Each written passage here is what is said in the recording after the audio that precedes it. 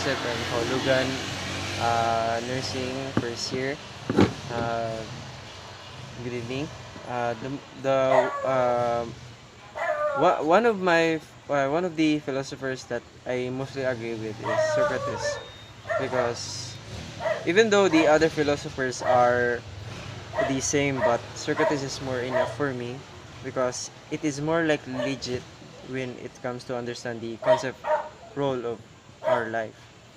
When we go to the other side, which is the ideal world, uh, because Socrates' belief about the physical self and the soul self is different in the physical world and ideal world, which is when a person die, his or her physical self will live in the physical world and decays, while the soul self is will remain as one. Like it comes to the ideal world when we die, it depends, or heaven or hell, because the soul is immortal based on point of view of Socrates, immortal like everlasting life, while the physical self is mortal because it will last in the physical world.